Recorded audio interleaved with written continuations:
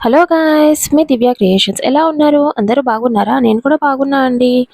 నేనైతే శ్రీరామనవమి రోజు కొన్ని వంటలు చేశానండి. అవి చూపిద్దామని నేనైతే ఇలా మీ ముందుకైతే వచ్చేసానండి. ఏం లేదండి, శ్రీరామనవమి రోజు అందరూ రొటీన్‌గా ఏం చేసుకుంటారో అవే చేసుకున్నాను. ఏంటంటే చిత్రాన్నము, బజ్జీలు అండ్ వడలు చేశానండి. ఈ 3 అయితే నేను చేశాను. అండ్ పానకము, వడపప్పు ఆల్రెడీ నేనైతే షార్ట్‌లో పెట్టాను, చూసే ఉంటారు.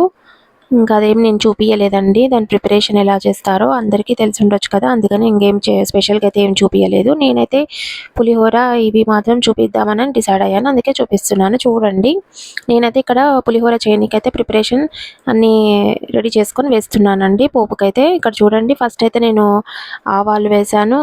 నూనెలో ఆవాలు వేశాను అండ్ శనగపప్పు, మినపప్పు, పల్లీలు వేశానండి. మంచిగా దూరగా వేయించుకొని అండ్ పచ్చిమిర్చి వేసుకోవాలండి. కారం ఎక్కువ తినవాలైతే కొంచెం ఎక్కువే వేసుకోవచ్చు పచ్చిమిర్చి. ఇంకా నేనైతే కొన్ని 3 వేసుకున్నానండి. తర్వాత పసుపు వేసుకోవాలండి అండ్ ఉప్పు వేసుకోవాలి. మనకి సరిపడినంత ఉప్పు వేసుకోవాలి. కొంచెం సేపు బాగా కలుపుకొని కొంచెం దూరగా వేయించుకున్న తర్వాత మనమైతే ముందే నానబెట్టి పెట్టుకుంటాం కదా అండి చింతపండుని. ఆ రసం మనము ఇందులో పిండేసుకోవాలన్నమాట మొత్తం. ఎందుకంటే మేమైతే చాలానే చేసుకుంటున్నాం కాబట్టి ఎక్కువ పులుసు అయితే నేను వేశాను. చూడండి, మనం రైస్ ఎంత చేసుకుంటే దానికి సరిపడినంత క్వాంటిటీ చింతపండు పులుసు అయితే మనం వేసుకోవాలి. నేనైతే మాకు సరిపడినంత నేను వేసుకున్నానండి. ఇది వేసుకున్న తర్వాత కొంచెం సేపు పెట్టాలండి. బాగా మగ్గిన తర్వాత నూనె పైకి తేలిన తర్వాత మనము స్టవ్ ఆఫ్ చేసుకోవాలి. అప్పుడు రెడీ అయినట్టు అనమాట. మనకి పులిహోరకి కలుపుకోవాల్సిందైతే మనకి రెడీ అయినట్టు. ఇంకప్పుడు మనము ముందే చేసి పెట్టుకుంటాం కదండి మనము రైస్, అందులో కలిపేసుకోవడం అంతే అనమాట. ఈజీ ప్రాసెస్ అండి.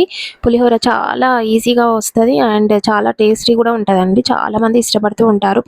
చూడండి, మనకైతే మసులుతుంది. బాగా మసిలిన తర్వాత ఇలా అవ్వాలండి. దగ్గరికి అయితే ఇంకా రెడీ అయినట్టే.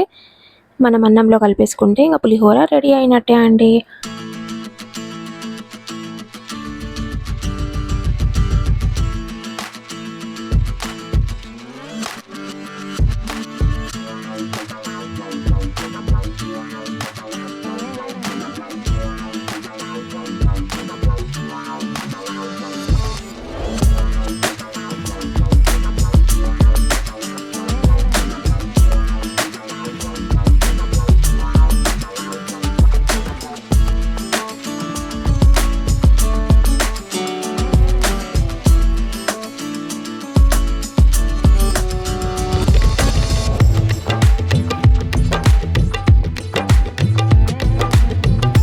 ఓకే అండి, ఇప్పుడైతే నేను బజ్జీలు చేస్తున్నానండి. బజ్జీలు కూడా చాలా ఇంపార్టెంట్ అండి. శ్రీరామనవమి రోజైతే బజ్జీలు, పులిహోర అయితే కంపల్సరీ చేస్తాము మేమైతే. చూడండి, శ్రీరామనవమి రోజైతే అన్నీ చూపిద్దామని అనుకున్నాను మీకు, కానీ అస్సలు కుదరలేదండి. ఇంకా ఓన్లీ అందుకనే వంటల కాడికైతే చూపిస్తున్నాను. వంటలు ఎలా చేశానో అవి మాత్రమే మీకైతే చూపిస్తున్నాను. చూడండి, పిల్లలకైతే భలే ఇష్టం ఉంటాయండి బజ్జీలు, వడలు. ఇలా పులిహోర చేసి పెడితే సూపర్‌గా ఎంజాయ్ చేసుకుంటూ తింటారనమాట. అంత బాగా ఎంజాయ్ చేశారు మా పిల్లలైతే. చాలా బాగా ఇష్టపడి తిన్నారనమాట. ఎందుకో ఫెస్టివల్స్ అప్పుడే కదండీ ఇంక మనం అన్నీ చేసుకోగలుగుతాం. అన్నీ స్వీట్స్ అయినా, హాట్ అయినా ఏదైనా సరే మనం ఫెస్టివల్ అప్పుడు అన్నీ చేసుకుంటాం కాబట్టి పిల్లలు చాలా మంచిగా ఎంజాయ్ చేస్తారు, అన్నీ తింటారు. ఓకే అండి, నేనైతే బజ్జీలు ఎలా వేశానో ఒకసారి అయితే చూసేయండి.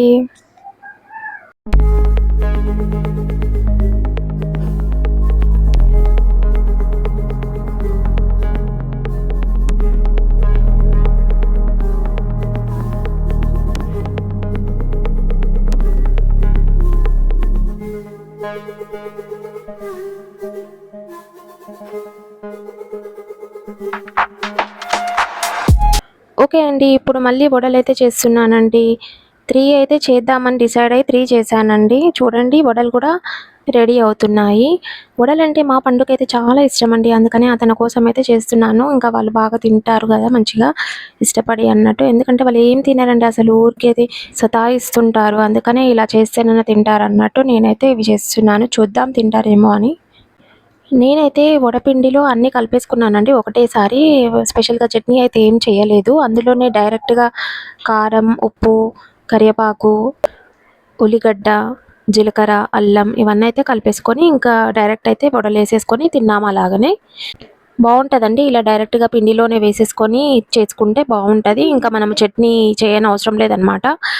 పిల్లలకైతే స్కూల్‌కెళ్ళే టైంలో అయితే ఇలా వేసేసి పెడితే మంచిగా చక్కగా తినేసి ఎళ్తారు. ఇంకా చట్నీ లేకుండానే తొందరగా అయితది.